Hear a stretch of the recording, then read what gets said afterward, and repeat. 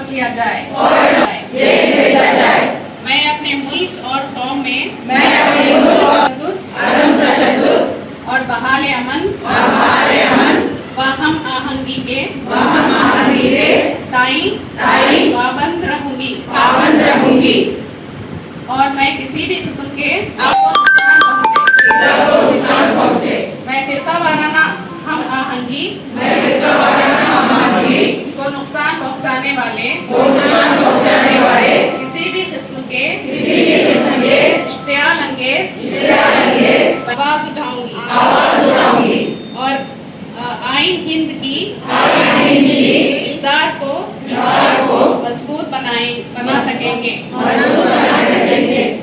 Justice for Bilkis Bano, security for Bilkis Bano, Telangana for piece. मैं कनीस फातिमा। हम यहाँ पे आज एक राउंड टेबल मीटिंग कर रहे हैं। असल में हम 27 यानी आज हफ्ते के दिन हमारी रैली थी अंबेडकर स्टैचू के पास, लेकिन हालात हैदराबाद के ख़राब होने की वजह से हमें थोड़ा से प्रोग्राम को पोस्टपोन करना पड़ा और आज हम यहाँ पे राउंड टेबल कॉन्फ्रेंस कर रहे हैं। बहुत सारे लोग यहाँ पे जमा हैं जो बिल्किस बानो पर जो उनके साथ जो नाइंसाफ़ी हुई है उस पर आवाज़ उठाने के लिए हम यहाँ पे जमा हुए हैं। तो हमारा मकसद यही है कि हम ऑलरेडी एक टैंकबंड पे मुजाहरा कर चुके हैं और वहाँ पे भी हमारा मुतालबा हम सारे औरतों से ऑर्गेनाइजेशंस और बहुत सारे दलित ऑर्गेनाइजेशंस, मुस्लिम ऑर्गेनाइजेशंस, वुमेन ऑर्गेनाइजेशंस सब लोग जमा हुए और हमारा मुतालबा यही रहा है शुरू से और हमारा आज भी यही मुतालबा है कि जो बिल्किस बानो के कसूरवार हैं, जो उनकी फ़ैमिली के कत्ल के कसूरवार हैं, उनके इज़्ज़त लूटने के कसूरवार हैं, उनको हम जो गुजरात गवर्नमेंट ने उन्हें रिहा किया है, हम चाहते हैं कि वापस उन्हें फिर जेल भेजा जाए, क्योंकि ऐसा कोई क़ानून नहीं है जहाँ पे जो 11 ये लोग रेपिस्ट हैं उन्हें रिहा किया जाए। कोई भी ओकेशन ऐसा नहीं है। ये जो इंडिपेंडेंस डे के दिन ये जो इनको रिहा किया गया है, यहाँ पे कोई क़ानून इन लोग बताए हैं, 1992 का कोई क़ानून बताए हैं, लेकिन जब उसके बाद और भी क़ानून आ जाएं तो पुराने क़ानून काम नहीं करता। एक बात ये हमें नज़र में रखना चाहिए। और दूसरी बात ये है कि जब कोई भी क़ानून में जो रेपिस्ट हैं या लाइफ सेंटेंस जो जिनको सज़ा होती है उनको किसी भी हाल में रिहा नहीं किया जाता, लेकिन हम यहाँ देख रहे हैं कि इनको रिहा भी किया गया है, फिर बाद में उनको फूल भी पहनाए गए हैं, उनको मिठाई भी खिलाई गई है, एक तरह से उनकी रिहाई का जश्न मनाया गया है। तो ये हम पूछना चाहते हैं कि ये क्या संदेश देना चाह रहे हैं, लोगों को क्या संदेश देना चाह रहे हैं, ख़ास तौर पे क्या ये मुसलमान को ये संदेश देना चाह रहे हैं कि तुम्हारी कोई इस मुल्क में अहमियत नहीं है, हम तुम्हारी इज़्ज़त लूटेंगे, तुम्हारे घर लूटेंगे, तुम्हारे प्रॉपर्टीज़ जला देंगे, तुमको एक सेकंड क्लास सिटीज़न बना देंगे। क्या ये मैसेज वो पहुंचाना चाहते हैं इनके रिलीज़ के मुतालबे से जो हो रहा है? क्या ये संदेश है? क्या ये लोग ये संदेश देना चाह रहे हैं पूरी देश को कि जो है हर नाइंसाफ़ी यहाँ पे चलेगी? तो इंसाफ़ी यहाँ पे चलेगी, फिर इंसाफ क्यों है, अदालतें क्यों हैं? तो जब इनको रिहा किया जा रहा था तो एक कम से कम जो अदालत ने फ़ैसला किया था इनके सज़ा का, और जो बिल्कुल एक बार उनसे मशवरा तो तक करते कम से कम। तो ये बहुत ही नाइंसाफ़ी यहाँ पे हो रही है, हम इसके ख़िलाफ़ आवाज़ उठा रहे हैं। हमारी जैक है, women and transgender organisations jack है। यहाँ पे तकरीबन 60-70 लोग जमा हैं अभी तक तो, और ये मखदूम भवन में राज बहादुर गौर हाल में मीटिंग हो रही है। I am Professor Padmaja Shaw. I retired from Osmania University Journalism Department.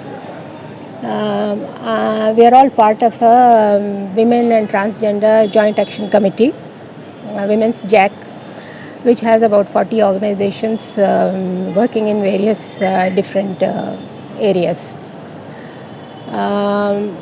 आज का दिन we were actually trying to take out a rally in protest against the release of Bilkis Bano convicts. 11 convicts were released after a heinous crime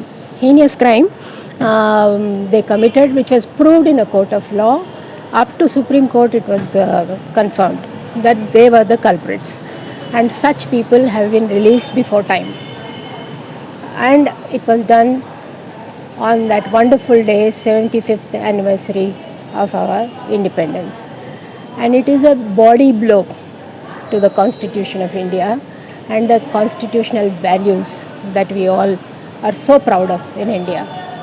And it's also a massive institutional subversion to support convicted criminals.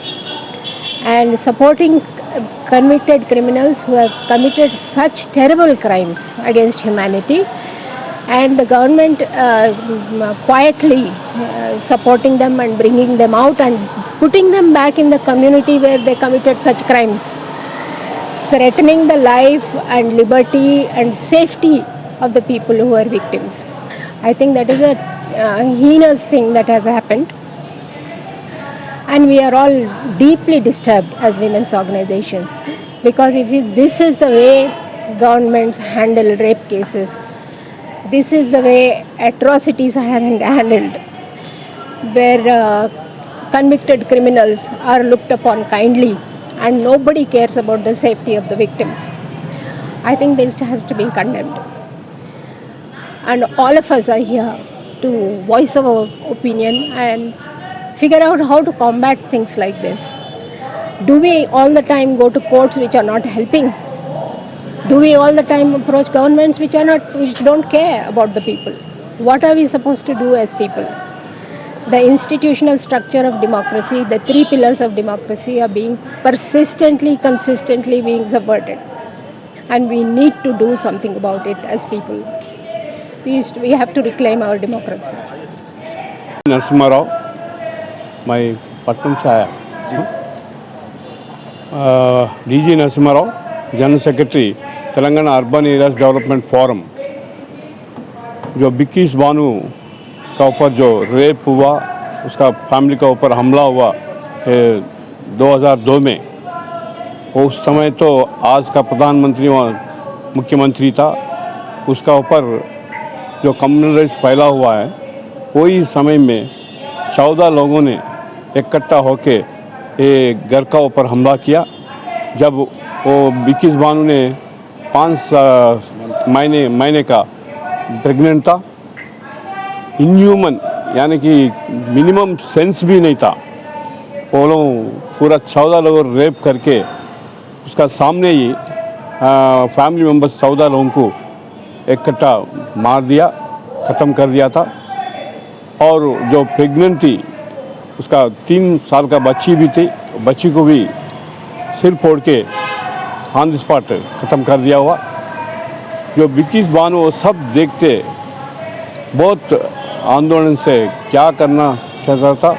बाद में उन्होंने हिम्मत हारा नहीं, हिम्मत इकट्ठा करके वो इशू को अदालत ले चला। वो अदालत में 8 साल गुजरा हुआ पूरा केस। वो गुजरात में कुछ जस्टिस नहीं होता बोल के उसने कहा था कि बॉम्बे को शिफ्ट करने के लिए बॉम्बे को केस शिफ्ट किया था। तो 8 साल के बाद में जो लोगों को कैदी लाइफ किया था 14 लोगों को, वो लोगों को परसों independence day 75th independence day का टाइम पे एक तरफ मोदी ने प्रधानमंत्री होते हुए रेड फोर्ट से बात किया था, नारी लोगों का जिम्मेदारी लेना और लोगों के लिए आगे हम कोशिश करके बहुत मदद दे के नारी लोगों को देश में आगे बढ़ाना। एक तरफ उन्होंने भाषण दिया, दूसरी तरफ वही गुजरात में वो 14 लोगों को रिमिशन दे के सब लोगों को इकट्ठा छोड़ दिया गया। ये देखते हुए जो बॉम्बे हाई कोर्ट में जो डिसीजन दिया था इन लोगों को लाइफ इम्प्रिजनमेंट, उस जज ने कहा 2 बात कहा था उन्होंने। जब हम ये तय किया था वो लोगों को लाइफ दिया, वो टाइम पे वो लोगों ने माना नहीं, एक कुछ किया बोल के एक बात था। और दूसरा भी इतना होते हुए प्रायश्चित भी कुछ वो लोगों से कुछ बताया नहीं हुआ था, तो इसलिए हम इम्प्रिजनमेंट बोल के डाला हुआ। अगर ये समय में अगर गुजरात को गवर्नमेंट कुछ लेता तो हमारे से पूछना था, इतना तो पूछना था कि क्या हो सकता, क्या नहीं पूछा हुआ। तो उसने कहा बहुत इंजस्टिस है, ये आगे रख के लोगों को फिर कोर्ट में लाना चाहिए। चाहता हुआ सुप्रीम कोर्ट में वो केस रिवाइव किया, मगर जो ये सब मालूम होते हुए वो लोग जहाँ मोहल्ला में है वो सब लोग डर के वहाँ से भी अंडरग्राउंड में चले जाना पड़ा था। तो हम समझते कि फ़ौरन उन लोगों को अरेस्ट करके जेल में भिजाना, बाद में केस रिवाइव करना, कुछ करना है तो बाद में करना, और वैसा हिम्मत देना कि वो सब लोगों को बिल्किस बानो और जो भी उसका साथ है सब लोगों को पूरा प्रोटेक्शन कर देते हुए मजबूत करने के लिए हम साथ है। देश भर जो भी आंदोलन चाहिए होना वो सब ज़रूरत है। अभी तक ही पूरा देश भर चलते आ रहे, इतना होना कि सुप्रीम कोर्ट फिर ऐसा दोबारा नहीं होने के लिए सीरियस जजमेंट दोबारा देना चाहिए। बिल्किस बानो को हम मदद करते और साथ दे के आगे चलने के लिए हम हमारा पूरा कोशिश करेंगे।